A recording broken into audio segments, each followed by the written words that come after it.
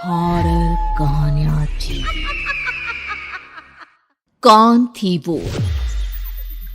मैं 8 महीने की प्रेग्नेंट थी और अपनी डिलीवरी के लिए अपने मायके गई थी।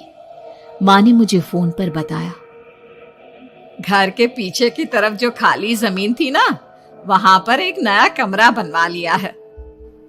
इतने सालों के बाद जैसे ही अपने घर में कदम रखा, कुछ अलग सा लगा। माँ, ये घर के पीछे की तरफ नया कमरा बनवाने की क्या जरूरत थी? अरे बेटा, घर के पीछे दूर दूर तक खाली जमीन है। तेरे पापा को कई दिनों से लग रहा था कि यहाँ पर एक कमरा बनवा लेंगे तो ताजा हवा मिल जाया करेगी। अब तो ये सब छोड़ और चल जल्दी से दूध पी ले। माँ, मैं थोड़ी देर में पी लूंगी, आप सो जाओ। मैंने दूध का गिलास उठाकर उस खिड़की में रख दिया। पता नहीं कब आंख लग गई। अचानक से खिड़की के पल्लों के खड़कने की तेज आवाज आई। दूध का गिलास धड़ाम से जमीन पर आ गिरा। जमीन पर गिरते ही दूध का रंग लाल हो चुका था। मैंने खिड़की से झांक कर बाहर देखा। चारों तरफ धुप अंधेरा था। उस अंधेरे की तरफ से कुछ आवाजें आ रही थी, जैसे छोटे बच्चे आपस में खिलखिलाकर मस्ती कर रहे हो।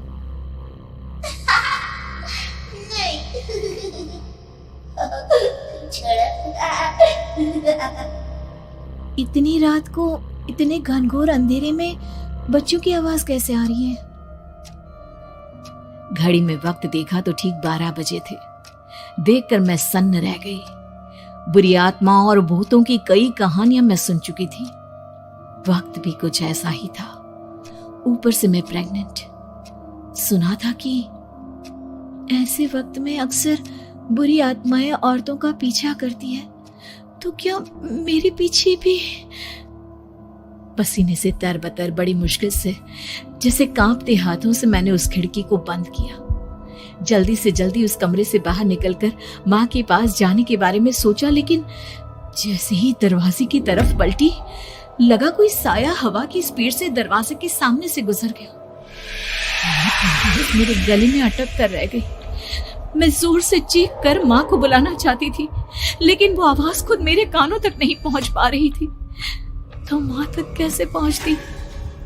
खिड़की के पल्ले एक बार फिर तेज हवा के झोंके से धड़ाम करके खुल गया और पूरी ताकत से मैं चीख पड़ी। जानती थी मेरी चीख की आवाज सुनकर कुछ ही सेकंड में माँ वहां पहुंच जाएगी, लेकिन ऐसा कुछ हुआ ही नहीं। मेरा कलेजा डर के मारे फटा जा रहा था। आखिर माँ ने मेरी आवाज क्यों नहीं सुनी? इतनी गहरी नींद में तो माँ कभी नहीं सोती। ठीक पीछे खुली हुई वो खिड़की। मुझ में इतनी ताकत नहीं बची थी कि मैं पलटकर उस तरफ देख भी सकूं। हवा का एक सनसनाता हुआ झोंका उसी वक्त मेरे कानों से आकर टकराया। लगा जैसे किसी ने दबी हुई आवाज में धीरे से मुझसे कहा, चली जाओ यहाँ से। मैंने दोनों हाथ अपने कानों पर रख लिए और एक बार फिर ताकत लगाकर जोर से चीखने की कोशिश की। माँ! पापा! मेरी आवाज उस कमरे की दीवारों से टकराकर वापस मुझे ही सुनाई दे रही थी। जितनी ताकत के साथ मैंने चीखने की कोशिश की थी, कुछ ही देर बाद उससे कहीं ज्यादा तेज और दर्दनाक चीख मुझे सुनाई देने लगी। ये आवाज ठीक मेरे पीछे खिड़की से आ रही थी। वो आवाज मेरे कानों में पिघलते हुए लोहे की तरह गिर रही थी। उन आवाजों में हैवानियत थी। वो आवाजें किसी इंसान की नहीं है, इतना मैं समझ चुकी थी। कांप रहे हाथों से मैंने अंधेरे में कुछ ढूंढने की कोशिश की। तभी अचानक मेरा हाथ बेड पर रखी टॉर्च पर पड़ा। किसी तरह ताकत लगाकर टॉर्च का बटन ऑन किया, लेकिन ये क्या? सामने दरवाजे पर 3 छोटी लड़कियां खड़ी हुई थी। उनके हाथ में स्टील के चमचमाते हुए चाकू थे। मैं घबराकर लड़खड़ाई और पीछे की तरफ हटी, लेकिन तब तक वो मेरे पास आ चुकी थी। उनकी गर्दन टेढ़ी थी और उनके हाथों के वो चाकू मेरे पेट को निशाना बनाने को तैयार। मैं जोर से चीखी, नहीं, छोड़ दो मेरे बच्चे को, मत मारो, मत मारो, छोड़ दो मेरे बच्चे को।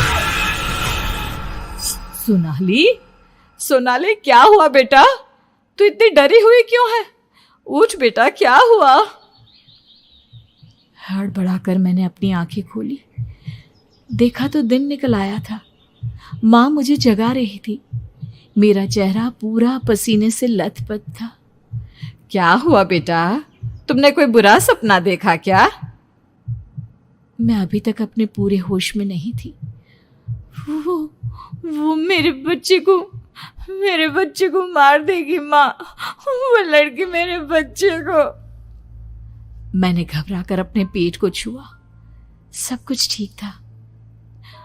और वो दूध जो रात को यहाँ पर गिर गया था, उसका रंग लाल हो गया था।